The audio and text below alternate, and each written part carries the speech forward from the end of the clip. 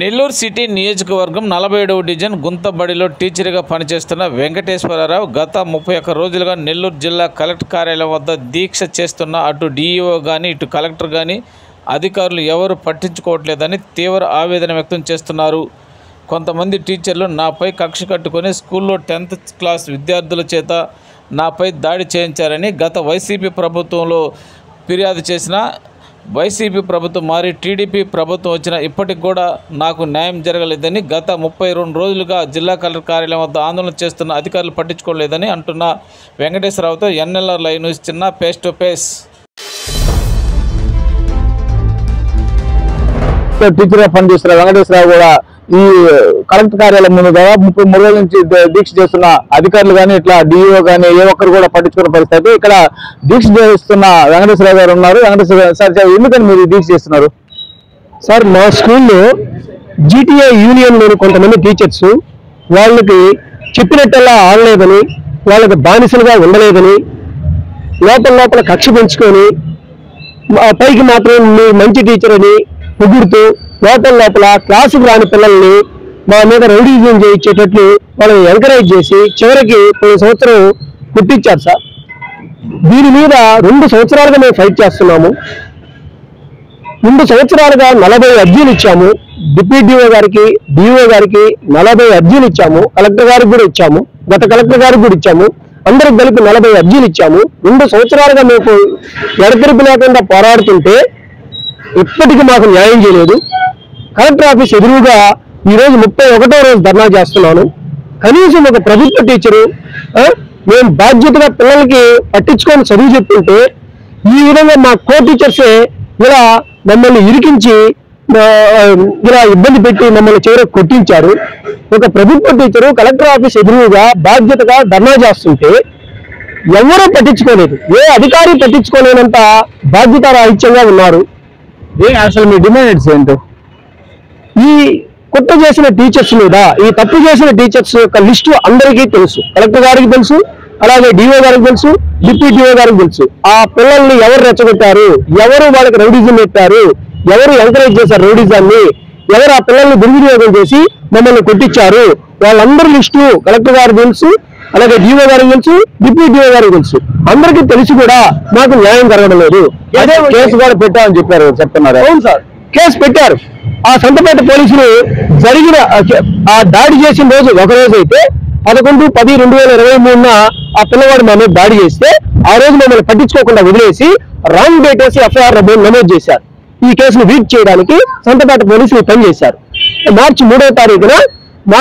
ఈ సంవత్సరం మార్చి 3వ తారీఖున ఇన్సిడెంట్ జరిగినట్టు, అదే రోజు నేను రిపోర్ట్ చేసినట్టు ఎఫ్ఐఆర్ లో రాంగ్ డేట్ వేసి wrong FIR, fraud FIR file చేశారు. అయితే తమాషా ఏంటంటే అదే మార్చి 3వ తారీఖున మేము తిరుమలలో ఉన్నాం. దర్శనం టికెట్లు అన్ని మేము ప్రొడ్యూస్ చేస్తున్నాం కలెక్టర్ గారికి. అలాగే ఆర్డీఓ గారు, జడ్పీ సిఇఓ కన్నమనాయుడు గారికి కమిటీ వేశారు. గత కలెక్టర్ హరినారాయణ సార్, ఆ కమిటీకి అన్ని ప్రూఫ్లు ఇచ్చాం. విద్యార్థులను తీసుకొని పోయి స్టేట్ ఎందుకు వాళ్ళ మీద చర్యలు తీసుకోలేదు అనుకుంటున్నారు?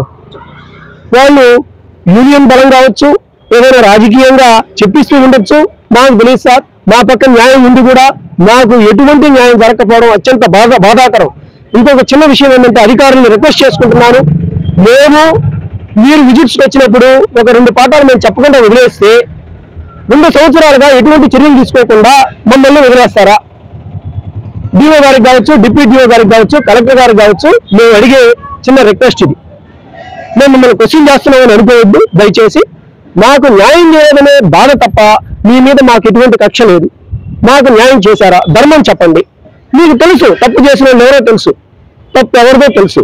తప్పు చేసిన వాళ్ళ లిస్టు మీ దగ్గర ఉంది, కానీ వాళ్ళని ఎవరిని శిక్షించడం లేదు. మీరు శిక్షించకుండా వాళ్ళలో ప్రవర్తన మార్పుని ఎలా సాధిద్దాం అనుకుంటున్నారు? వాళ్ళకి ఎలాంటి శిక్ష కావాలంటున్నారు? మీరు వాళ్ళ ఇష్టం సార్. వాళ్ళు ఆ పెద్దవాళ్ళకి మేము చెప్పేంత టోలం కాదు, అధికారులకు మేము చెప్పేంత టోలం కాదు. సిసిఏ రూల్స్ ప్రకారం వాళ్ళకి శిక్షణ ఏం వేయాలో వాళ్ళకి తెలుసు. 2 టీచర్లు మా మీద భౌతిక దాడులు చేశారు. అలాగే క్లాసుకి 2-3 క్లాసుకు రాని పోకిరి పిల్లకాయలను రెచ్చగొట్టి వాళ్ళకి రౌడీజం నేర్పి ఆ 2 పిల్లల చేత మమ్మల్ని కొట్టించారు. నేను మా మేడం 2 బండి మీద ఇంటికి పోతుంటే బండి ఆపి మరీ కొట్టించాల్సినంత తప్పు మేము ఏం చేశాం స్కూల్లో. కేవలం పిల్లల్ని పట్టించుకొని చదువు చెప్పడమే మేము చేసిన తప్ప. అవును, ఈ రోజు మాకు అనిపిస్తుంది పిల్లల్ని పట్టించుకొని చదువు చెప్పడమే మేము చేసిన అత్యంత ఘోరమైన తప్పిదం. ఈ అధికారుల బాధ్యత రాహిత్యం చూస్తే మేము ఎందుకు పట్టించుకున్నామో పిల్లల్ని, మేము ఎందుకు పిల్లలు మేము కేసు పెట్టలేదా, కేసు నమోదు చేయలేదా? అదే ఒక పిల్లవాడి మీద మాత్రం కేసు నమోదు చేశారు, అది కూడా రాంగ్ డేట్ వేసి ఫ్రాడ్ ఎఫ్ఐఆర్ నమోదు చేశారు. ఈ కేసును వీక్ చేయాలని సంతపేట పోలీసులు.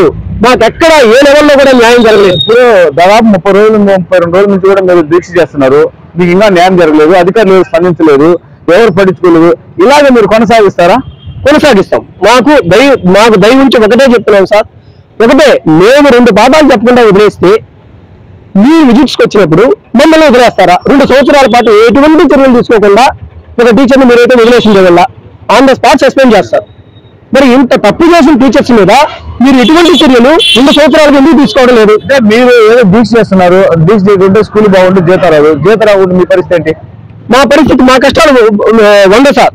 మేము ఈఎల్సీ బాగొట్టుకొని, రోజుకు 3000 శాలరీ బాగొట్టుకొని, ఈఎల్సీ బాగొట్టుకొని మేము 30 రోజులుగా మా ఈఎల్సీ బాగొట్టుకొని మేము ధర్నా చేస్తుంటే అది కూడా గమనించడం లేదు అధికారులు.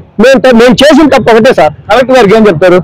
అదే కలెక్టర్ గారికి అదే చెప్పేది, మేము చేసిన తప్పు ఒకటే, కేవలం పిల్లల్ని పట్టించుకొని చదువు చెప్పినందుకు మాకు చిన్నగా బుద్ధి రాలేదు, చాలా పెద్దగా బుద్ధి చెప్పారు అధికారులు అందరూ కూడా. దీంట్లో ఎంతమంది ఉన్నారు?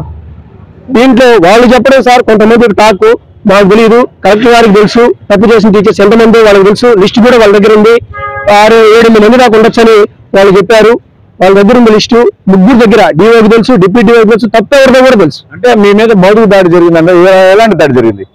మాకు 2 టీచర్లు, ఒక టీచర్ పివి నారాయణరావు అని ఇన్ఛార్జ్ హెచ్ఎం, అతను గత సంవత్సరం మమ్మల్ని కాల్తో తన్ని సీఎల్ అడిగితే 100 రూల్స్ మాట్లాడి పిల్లలందరి ముందు కాల్తో తన్ని అవమానించాడు. నా కొడకాలను తిట్టి పిల్లలందరి ముందు అవమానించాడు. కనీసం అతని మీద మేము ప్రూఫ్స్ అన్ని విద్యార్థులందరూ సాక్ష్యాలు చెప్పినా కూడా అతని మీద ఆర్డీఓ గారికి, జడ్పీ సిఇఓ కమిటీకి అన్ని ప్రూఫ్లు ఇచ్చాం. విద్యార్థులను తీసుకుంటే ఆర్డీఓ ఆఫీసులో స్టేట్మెంట్ ఇప్పిస్తే ఆ కమిటీ రిపోర్ట్ను తొక్కేశారు. మరి ఆ కమిటీ ఏం చేస్తున్నట్టు, ఆర్డీఓ గారు ఏం చేస్తున్నట్టు, జడ్పీ సిఇఓ గారు ఏం చేస్తున్నట్టు, కలెక్టర్ గారు ఏం చేస్తున్నట్టు, మాకేం న్యాయం జరిగింది? ఇదే బాధ్యత రాహిత్యం మేము విధుల్లో నిర్వహిస్తే, మేము పాఠాలు చెప్పకుండా ఇంతటి బాధ్యత రాహిత్యంతో మేము ఉంటే మీరు శిక్షించకుండా వదిలేస్తారా? కేవలం 2 పాఠాలు వదిలేసామనుకోండి చెప్పకుండా, మీ అధికారులు కావచ్చు, ప్రజాప్రతినిధులు కావచ్చు, మమ్మల్ని వదిలేస్తారా? మాకు దయచేసి డిఓ గారు, డిప్యూటీ డిఓ గారు, కలెక్టర్ గారు, ఇతర అధికారులు, ఆర్డీఓ కావచ్చు, జడ్పీ సిఇఓ గారు కావచ్చు, వీళ్ళందరూ, ఈ ప్రభుత్వంలోని ప్రజాప్రతినిధులు కావచ్చు, వీళ్ళందరూ మాకు న్యాయం చేసిన ప్రతి ఒక్కరు ఫోటో పెట్టుకొని పాలాభిషేకం చేసి వాళ్ళ పేర్లు చెప్పుకొని ప్రతి బిడ్డకి మేము చదువు చెప్పామని అందరికీ విజ్ఞప్తి చేసుకుంటున్నాం, విన్నవించుకుంటున్నాం. దయచేసి ఒక ప్రభుత్వ టీచర్ని పిల్లల్ని పట్టించుకొని చదువు చెప్పి నాశనం అయిపోతున్న ఒక ప్రభుత్వ టీచర్ని ఆదుకొని మాకు న్యాయం చేసి తిరిగి ఒక టీచర్ యొక్క జీవితాన్ని నిలబెట్టమని ప్రజాప్రతినిధులకి, అధికారులందరికీ పేరున దండాలు పెట్టు, నమస్కారాలు పెట్టు. దయించి మేము పెద్ద సీన్ క్రియేట్ చేస్తున్నామని అనుకోబాకండి. మీ అందరికీ విజ్ఞప్తి చేస్తున్నాము, మాకు న్యాయం చేయండి దయించి. 2 సంవత్సరాల క్రితం కూడా ఈ కేసు ఏదైతే టీచర్లు అయితే నేను స్కూల్లో ఉండగా కొంతమంది విద్యార్థులతో టీచర్లు కొమ్మకి నాపై భౌతిక దాడి చేశారు. భౌతిక దాడి చేసిన సంబంధించిన ప్రూఫ్లను కూడా జడ్పీ సిఓకి, ఆర్డీఓకి ఇచ్చినా కూడా ఇప్పుడు కూడా ఎలాంటి చర్యలు కూడా లేవు. అయితే దాదాపు 32 రోజులుగా జిల్లా కలెక్టర్ కార్యాలయం ముందు ధర్నా చేస్తున్న రోజు కలెక్టర్ గారు ఉదయం సాయంత్రం కలెక్టర్ కార్యాలయానికి వస్తుంటారు, పోతుంటారు. పదే చూస్తున్నా కూడా కలెక్టర్ గారు కూడా పట్టించుకోలేదని కూడా చెప్తున్నారు.